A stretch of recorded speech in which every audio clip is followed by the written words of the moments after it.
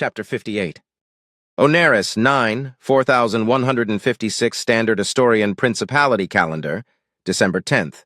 26702 Standard Terran Calendar, Dynasty System. Nornavio War Room. "Are you certain the vessels were correctly identified?" asked Commander Redford Callan as he set his gaze upon Head Officer Saraton Deshire. The blonde woman's eyes flickered with a soft light for a moment before nodding once. "The information was correlated, investigated, and verified multiple times, Commander. Our sensors detected their faint signatures moments after Castellan Kendale Caiston surrendered himself to our custody. Visual confirmation was acquired soon after the trio peeled away from their originally concealed position near the primary orbital refining station," she explained as the holographic display came to life, showcasing 3 oval-shaped beak-class frigates. Their exterior hulls were smooth, mimicking the backdrop of the void, while their plumes shone faintly as they flew away. Wyatt stared at the holographic black ships, his memories of the ambush at Gintrax returning to the forefront of his mind. Since then, he hadn't seen another one, and now there were 3 of them. What are they doing here? He asked himself, but before he could think about voicing it, Lupin Lusanto took the initiative. Is there an inkling as to why they were stationed in this system? The majority of sighting reports have come from active combat zones, with minor exceptions. Could they be serving as an escort for some delegate? The technician-in-chief asked, eyeing the Intelligence Division head officer. The Communications Division, she paused to give Galt a short, thankful nod, was able to detect and intercept several minor transmissions shared between them. They were trying to confirm whether any black ships had been dispatched to the system before them. Their final message reads, "Rendezvous with the resurgence of magnificence." After that, nothing. Captain Milcades is interrogating Lord Kendall as we speak, but he is very cooperative. It appears that Lord Kendall was largely unaware of their existence. Our only working theories to explain their presence in the system at all are they were here to collect vital equipment and personnel, or they were carrying an envoy to deliver a crucial in-person message to Lord Kendall. The latter being our more unlikely, explained Saraton with a serious, collected tone. That name, Resurgence of Magnificence. I've never heard it before, said Lieutenant Commodore Tallulah Finnegan. Is it possible that such a name befits a cruiser or a battle cruiser? It is most likely the flagship of a small patrol group if a trio of frigates is under its command. If I were a betting man, which I am not, I'd wager that this Resurgence of Magnificence is a lofty name, if not completely pretentious, for a corvette class or a destroyer class vessel, said Lieutenant Commodore Donato Lintar, crossing his arms and leaning back on his chair. Could it be another light destroyer similar to the Gallant Venture? Asked Galt Tirome. Speculation shall lead us nowhere, said the princess, cutting through the conversation like a scalpel. Lady Tallulah, is it possible to pursue those frigates, or, should that fail, track their destination? The Reaper's Eye can do it, my princess. As long as their plumes are visible, and our AIs can calculate their possible vectors of travel, we shall deduce where they are heading, replied the sand-colored skinned woman. If I may, my princess, inquired Sabraska Kaspars. A hand gesture was her command to continue. Am I right to assume that Her Highness wishes to capture these ships? You assume correctly, Lady Sabraska. However, that objective is merely optional at this time. First, we must uncover where they are heading and what this mysterious ship, the Resurgence of Magnificence, is in reality. Only then shall I decide what our next step will be, replied Clara, as she, too, stared at the holographic display. Wyatt narrowed his eyes as he stared at the ships curiously. Marvels they were by Principality standards, but it had become apparent that the Duke's unknown supporters had only provided a certain number of ships. None loyal to the Prince knew how many black ships remained, but Redford was certain that their numbers were not only limited, but precious and used for specific missions in the traitor's cause. You're going to try and capture them regardless, aren't you, Clara? He asked himself, wondering if the Noir Navio and its 2 escort corvettes could even catch them in the first place. Suddenly, he felt a ping inside his head requesting a private channel to open. Accepting it, he heard Clara's voice clearly even as she didn't look at him. You are incredibly rude for thinking such a thing, Wyatt. Be glad that I can't directly read your surface thoughts in their totality, the blonde princess reprimanded with a partially playful tone. Then I'm not wrong, he replied, also avoiding eye contact. If you must know, yes. I wish to capture those vessels and any other black ship we come across, and that we're able to disable through whatever means are at hand to us. The more of these black ships we can turn against my uncle, the better. For each one we claim, my brother dearest will be better prepared to organize and launch a plan formulated in the recesses of his mind, she explained, leaning back on her seat as everyone remained silent, patiently waiting for her next words. But we don't have enough personnel to properly man them all, Wyatt asked, concerned. Do you forget so easily, Wyatt? We can divide our personnel into smaller fragments and assign some of my Royal Marines to take command of the vessel. It is not an ideal solution, but it is a viable one. Furthermore, I spoke no lies. Our primary mission takes precedence, and any possible ship capture will be considered only in the absence of furthering our goal, or if Redford and I deem the target too valuable to ignore. Anything on part to a Shadow-class light destroyer or superior will take priority. Beak-class frigates and Corvus-class corvettes will be ignored unless the previous parameters are met, she finished in a more serious, focused tone. Wyatt paused for a moment, only then remembering that indeed the Royal Marines could do that. You're right. If they can take over a ship like the Noir Navio without a navigational AI, then smaller ships would be far easier and require fewer of them. If we are to try to take those frigates, we have to strike them before they try to flee. Although I'm more concerned that they've detected our presence. They're going to call for reinforcements if they haven't already, he replied. A sense of acknowledgement resonated within his mind before the link was severed, leaving him with his thoughts once more. A few moments later, a quick shared glance with Cynthia revealed that she had been a silent listener of the conversation, or, more likely, Clara had privately informed her of it. Finally, Clara turned to Redford. Commander Redford, is it possible to give chase after these frigates without revealing our position? Redford crossed his arms before he used his left hand to reach up to his chin, gently resting his head in between his thumb and index finger. They detected our presence, but the advantage remains ours in the field of stealth. As we move away from the planet, we've become invisible to their long-range sensors. I reiterate, they know we are present in the system. If the Reaper's Eye moves ahead of our formation, as Lady Tallulah described, then we can narrow down what jump point they'll be heading to. Commander, if I may. Since the traitors know we are here, wouldn't it be more prudent of them to simply remain adrift, making it impossible for us to detect them again? Asked Fabian Descher. They are following standard protocol and entered a communications blackout. Evidently they had their orders and are now following them.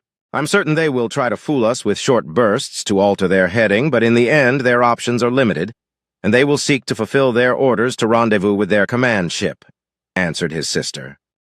By that line of logic, that should rule out possible reinforcements coming to their aid quickly. My princess, I may not be a strategist, but I advise against engaging the traitors to our liege. We do not know if they are in possession of a QEC. If so, they could very well lure us into a trap. Our element of surprise could be turned against us, for I beseech thee to reconsider engaging our enemy within their territory in open combat, said Lupin, making Clara frown slightly, absorbing his warning of caution for what it was. A direct engagement in a prolonged battle may not be necessary, added Sabraska, joining the discussion. These black ships are more suited for hit-and-run attacks, ambushes, and beheading strikes. Though Lord Lupin speaks the truth. If we give the frigates chase, we will be entering a combat zone in which our enemy will be ready for our arrival. Even with Engineer Jincho's aid in entering a system without alerting listening posts and ships to our warp signatures, our advantage will be limited and rely entirely on the assumption that these frigates will retain their communications blackout and that they do not possess a QEC device. We can't stand idle either, which is our other alternative, countered Redford. If capture is impossible, then those ships must be destroyed. Any asset we deny the traitors is a boon for our liege.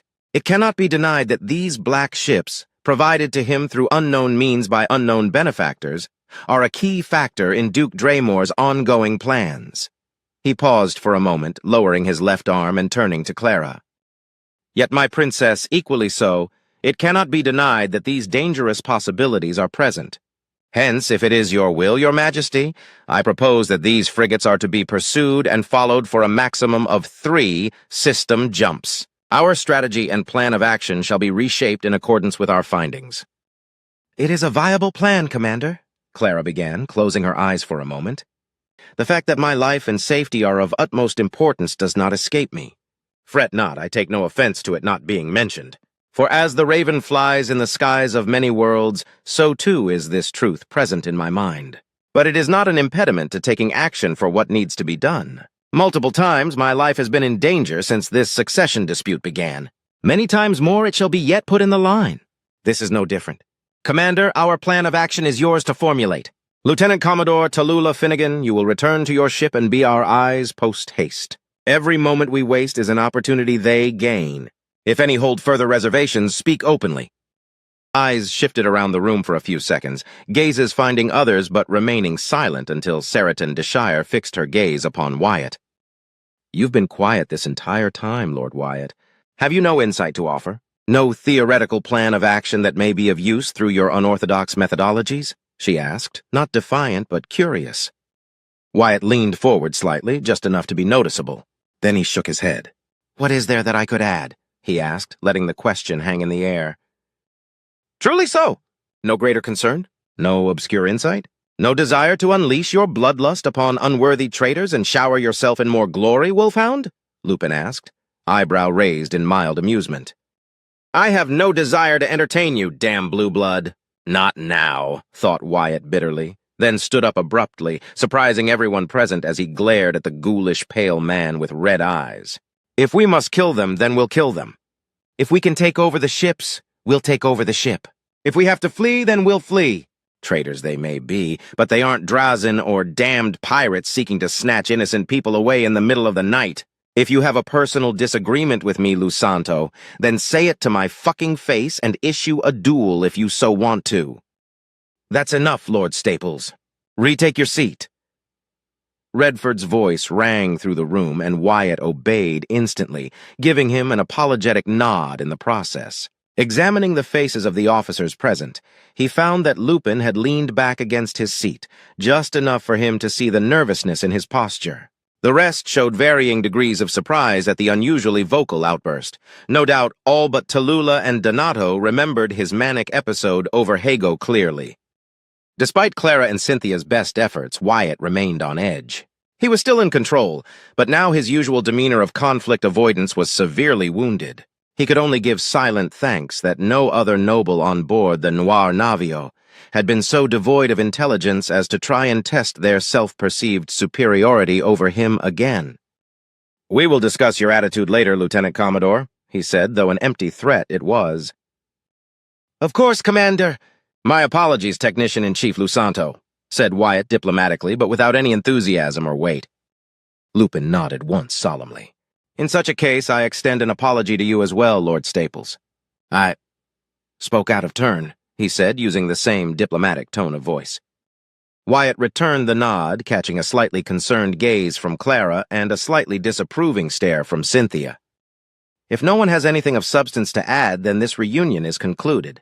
You have your orders. Return to your daily tasks. Dismissed, commanded Redford. Once alone, Cynthia, Clara, and Redford shared a quick, concerned look, but said nothing. There was no need for words at that moment. Honoris 12, 4156. Standard Astorian Principality Calendar, December 13th, 26702. Standard Terran Calendar, Dapenshaw System. Noir Navio War Room. After a little over 2 days of careful pursuit, they arrived at the frigate's destination in only 2 jumps away from the Danesti system. And when they made way into the system, it was when Wyatt saw it for the first time. It was a ship. A black ship. A battlecruiser black ship. The ship was, according to their sensors, almost 4 kilometers in length, a kilometer in width at its widest point, 300 meters at the bow, 500 meters tall near the rear, and 200 meters tall at the bow. As was the case with other black ships, the hull was covered by the boogeyman armor, giving it that exterior sheen that blended with the backdrop of the void, concealing itself. Or rather it would be, were it not for the fact that the ship was docked to a medium-sized civilian-grade trade and docking station. The lights of the station were reflecting on its hull, its boogeyman armor making the, admittedly, gorgeous ship stand out against the backdrop that was the mostly gray exterior of the station's hull. There were colorful signs everywhere, either painted onto the hull itself or floating around as holovids, providing no cover or stealth whatsoever. The battlecruiser was, again, gorgeous. In a way, it was similar to the Noir Navio, a deadly-looking spear-tip-shaped vessel. Yet the similitudes ended there. Whereas the Noir Navio was undoubtedly a ship with a sole purpose in mind, the ship he was staring at could have fooled many were it not for its size. Wyatt couldn't quite define it as spear-tip-shaped, nor was it ovalloid or an arrowhead. Its surface was, however, smooth, more elegant and refined, with several different hull elevations running across its starboard and port. Near its center, it bulged out without creating a sphere. Instead, it was further divided by a couple of elevations. Their purpose escaped his understanding. There were some jagged edges and spikes similar to those on the Noir Navio, but they were few and far between. Finally, on the rear, there were two large protrusions, like wings. No, not wings, more like the fins he'd seen on some aquatic animals. In a twisted sense, the battlecruiser looked almost inoffensive, much like a Drazen cruiser looked to those unfamiliar with the damnable carrion eaters. But it fooled no one in the war room. They couldn't see its weaponry, but it has to be formidable, hidden right under its surface. A trembling hand grabbed the side of his uniform, but he didn't look down at Jincho. His avian friend had been rendered speechless the moment the ship was put on screen. "Are you certain the readings are correct, Lady Tallulah?" asked Cynthia, as she stared at the monitor providing a visual display of the monstrous ship.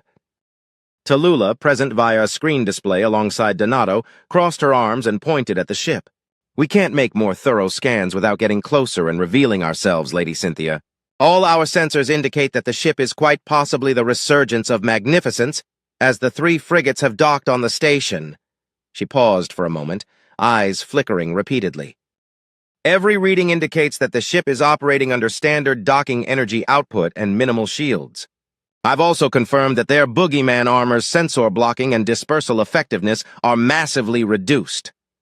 Tallulah paused again, turning to her officers a few times as she talked to them through her ship's network. "We've also confirmed that there are 2 other Corvus-class corvettes docked on the far side of the station, my princess."